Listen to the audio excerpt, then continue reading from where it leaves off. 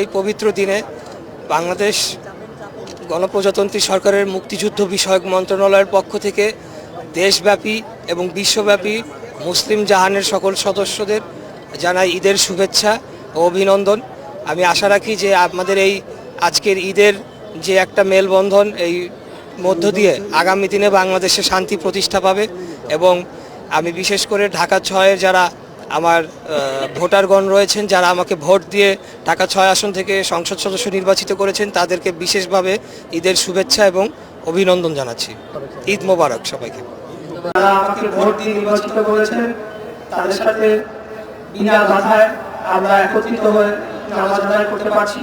আমাদের সাথে উপস্থিত আছেন আমার যিনি প্রতিদ্বন্দ্বী ছিলেন ঢাকা শহর থেকে জামাত ইসলামের প্রার্থী ডক্টর আব্দুল মান্নান সাহেব সহ উপস্থিত সবাইকে ঈদের শুভেচ্ছা।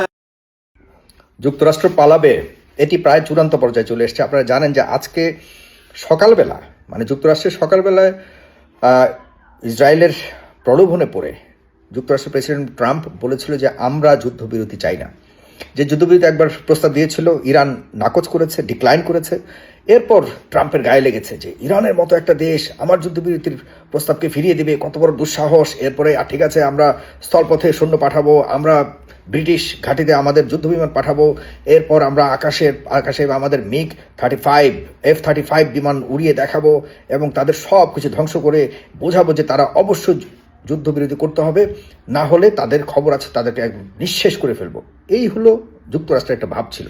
দেখেন প্রত্যেকটা বিষয়ে, এবং এটা বলেছেও, আমি কিন্তু এমনিতে বলছি, ঢং করে বলছি না, এটি বাস্তবতা। যুক্তরাষ্ট্র বলেছিল কি যে আমরা ইরানের নেতৃত্বকে ধ্বংস করেছি, আকাশ ব্যবস্থাকে ধ্বংস করেছি, তাদের স্থল সব বাহিনীকে ধ্বংস করেছি, হরমুজকে আমরা খুব তাড়াতাড়ি নিয়ে আসব এবং ইরানকে আমরা নিউক্লিয়ার ফ্রি করব। মানে ইউরেনিয়াম, সকল ইউরেনিয়ামকে ধ্বংস করে যাতে তারা আর কখনোই নিউক্লিয়ার বোম বা অ্যাটম বোম বানাতে না পারে, সেই অবস্থা নিয়ে গিয়ে তাদেরকে আর কোনোভাবে মাথা উঁচু করে যাতে না দাঁড়াতে পারে সেই অবস্থা করে দেব। দেখুন সব কিছু ব্যর্থ গেছে। ট্রাম্প যে একজন মিথ্যাবাদী, প্রচুর মিথ্যা কথা বলে, এটির প্রত্যেকটার প্রমাণ একদম ইস্যু টু ইস্যু জবাব দিয়ে জানান দিয়েছে ইরান। দেখেন, ইরানের বড় ধরনের ফ্যান হবার আমার কোনো প্রয়োজন নেই, কিন্তু ইরানের উপরে কোনো ধরনের যুক্তিবিহীন, কোনো ধরনের ন্যায়বিহীন, অপরাধমূলকভাবে যেভাবে একটি যুদ্ধ চাপিয়ে দেওয়া হয়েছে, এর উদ্দেশ্য নিয়ে হলো আমার যত ব্যক্তিগতভাবে আমার উদ্বেগ। উদ্দেশ্য হলো এই অঞ্চলে জায়োনিজমকে প্রতিষ্ঠিত করা। জায়োনিজম কাদের? ইসরায়েলের। দেখেন বারবার বলেছে যুক্তরাষ্ট্র যে আমরা তো জানতাম না, এই যুদ্ধের জন্য আমরা প্রস্তুত ছিলাম না। কে শুরু করেছে? ইসরায়েল। ইসরায়েলের উদ্দেশ্য কি? ইসরায়েলের উদ্দেশ্য একটাই, তারা অলরেডি আমাদের মুসলিম ভাইদেরকে প্রায় 10 লক্ষ মানুষকে উদ্বাস্তু করেছে লেবাননে এবং 1,500 মতো মানুষকে মেরে ফেলেছে। এবং আমাদের প্যালেস্টাইনি ভাইদের জন্য কত মানে দুঃখ দুর্দশা আপনারা জানেন বহুদিন যাবৎ। তাদেরকে ওখান থেকে রুট আউট করে দিয়ে তাদেরকে সম্পূর্ণভাবে ওই অঞ্চল থেকে সরাবার জন্য বহু বছর ধরে যুদ্ধ চালিয়ে যাচ্ছে এবং ওই অঞ্চলকে দখল করবার জন্য চেষ্টা চালিয়ে যাচ্ছে। শেষ পর্যন্ত 67 বছর পর কখনোই এই ধরনের সাহস পায় না। 67 বছর পর আল-আকসা মসজিদে কিন্তু নামাজও পড়তে দেয়নি। তার মানে কি এগুলি সব কিছুর মূলে হলো যে এই অঞ্চল থেকে তোমরা চলে যাও, আমরা এই অঞ্চল দখল করে আছি, এছাড়া আর কোনো কিছু না। আর ওই দিক দিয়ে যুক্তরাষ্ট্র ইরানের সাথে যুদ্ধে ব্যস্ত, যখন বুঝতে পারতেছে এই যুক্তরাষ্ট্র যে আসলে ইসরায়েলের উদ্দেশ্য ভিন্ন, ধীরে ধীরে বুঝতে পেরে এখন যেগুলো বলছিলাম এতক্ষণ যে আকাশ প্রতিরক্ষা ব্যবস্থা ধ্বংস করেছে, আসলে সত্য নয়। আকাশ প্রতিরক্ষা ব্যবস্থা মাত্র $3,000 আপনার ক্ষেপণাস্ত্র দিয়ে তাদের 10 কোটি থেকে 15 কোটি ডলার মূল্যের F-35 যুদ্ধ বিমান আঘাত এনেছে, যেটি গতকালকের খবর। এরপর দেখুন হরমুজ প্রণালীতে তারা বলেছিল যে আমরা হরমুজ প্রণালী বন্ধ করা মানে কি, এই একটাই অস্ত্র ইরানের কাছে রয়েছে যেটি দিয়ে সারা বিশ্বকে এখন ইরানের কাছে ধরা দিয়ে রেখেছে, সারা বিশ্বকে। সেটিকেও ইরান এখনো পর্যন্ত সম্পূর্ণভাবে নিয়ন্ত্রণে রেখেছে। ন্যাটো থেকে শুরু করে ইউরোপিয়ান এবং মিডল ইস্টের যেসব দেশগুলি রয়েছে, যেগুলি আমেরিকার জন্য, তারা সবসময় আমেরিকার জন্যই বেঁচে আছে, তাদের আর কোনো চাওয়া নেই, তারা কোনো মুসলিম টুসলিম এগুলো কিছুই না, শুধুমাত্র আমেরিকার তাদেরকে বাঁচাবে এবং তারা নিজেদের কি বলে এটাকে বাদশাহী জীবনযাপন করবে, এই হলো তাদের স্টাইল। তারা আমাদের মুসলিম ভাই বলতেও আমাদের কাছে আফসোস লাগছে, কারণ এই দেশগুলির কারণেই এই অঞ্চলে ঘাঁটি কাটতে পারছে আপনার এই ইহুদিরা এবং যুক্তরাষ্ট্র। এদের আর কোনো কারণ ছিল না, শুধুমাত্র দখলের জন্য এবং শোষণ করবার জন্য। সেটি বোঝার পরেও এই দেশগুলি কেন যে এদেরকে জায়গা দিয়ে রেখেছে, যে কারণে এখন দেখা যাচ্ছে যে মুসলিম উম্মা, পুরো মুসলিম জাতি এখন হুমকির মুখে, নিজেদের অস্তিত্ব হুমকির মুখে। এগুলি অনেকেই বুঝতে চায় না, বুঝবে, আরও পরে বুঝবে।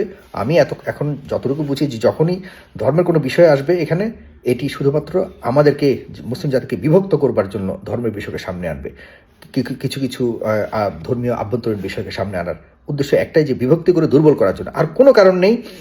এখন যেটি বলতে যাচ্ছি, এরপরে স্থল ব্যবস্থাতে যে স্থলযুদ্ধ করবার জন্য যুক্তরাষ্ট্র যে হুঙ্কার দিয়েছে, সেটি থেকে অলরেডি ব্যাক করেছে ট্রাম্প।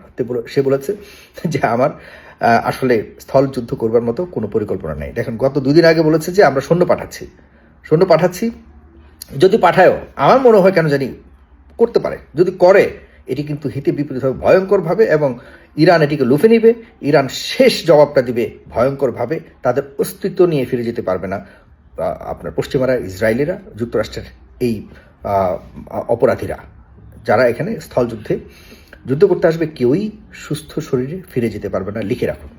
গেল 2, আকাশ ব্যবস্থা ধ্বংস করেছে বলেছে। যেটি বলেছি যে $3000 দিয়ে আকাশের যে ব্যবস্থা তাদের কাছে রয়েছে, যেই যুদ্ধ বিমানের সংস্পর্শেও যাওয়ার মতো কোনো প্রযুক্তি তৈরি হয়নি বলে তারা ঘোষণা করেছিল, মাত্র $3000 একটি ক্ষেপণাস্ত্র দিয়ে তারা বুঝিয়ে দিয়েছে যে আমাদের কাছে সেটি আছে। আর কি রইল? হরমুজ প্রণালী নিতে পারে নাই। আর বাকি কি? বাকি আছে জনগণের শক্তি। সম্পূর্ণ ইরানের জনগণ এখন দেখা যাচ্ছে যে বর্তমান ইরানের এই মুস্তফা খামেনির নেতৃত্বে ঐক্যবদ্ধ রয়েছে। অন্যদিকে যুক্তরাষ্ট্রের প্রেসিডেন্ট ডোনাল্ড ট্রাম্পের প্রতি মাত্র 7% মানুষ সমর্থন দিচ্ছে এটির জন্য। $200 বিলিয়ন তারা চেয়েছে কংগ্রেস, এখনো পর্যন্ত দেওয়ার কোনো ধরনের সম্ভাবনা দেখতে পাচ্ছে না। মানুষ বলছে যে আমাদের ট্যাক্সের পয়সা দিয়ে তুমি কোনো কারণবিহীন, কারণ যুক্তরাষ্ট্রের নাগরিকরা আগে যুক্তরাষ্ট্র যা করতো সেটাকেই বলতো কারেক্ট, যাচাই করতো না, ভেরিফাই করতো না। এখন যুক্তরাষ্ট্রের মানুষ প্রশ্ন তুলছে যে না, কোথায় তুমি আমাদের টাকা খরচ করছো? $200 বিলিয়ন। মনে রাখতে হবে আপনাদের, মাত্র $2 বিলিয়ন জন্য দেউলিয়া হয়ে গেছে শ্রীলঙ্কা, আর সেখানে $200 বিলিয়ন খরচ করার জন্য এবং শুধুমাত্র ইরানকে হারানোর জন্য বাজেট চেয়েছে যুক্তরাষ্ট্রের প্রেসিডেন্ট তার বাজেটের মধ্যে। তারা, সাধারণ মানুষ বলেছে কোনোভাবেই এটি দেওয়ার সুযোগ নেই। সুতরাং যুক্তরাষ্ট্র তারপরে যদি করতে যায়, এটির জন্য মানুষ রাস্তায় নামবে, এবং ট্রাম্পের মিড টার্মে তো যাবে, তার পুরোপুরি রিপাবলিকানদের ভবিষ্যৎ নিয়েও কিন্তু বড় ধরনের প্রশ্ন উঠবে।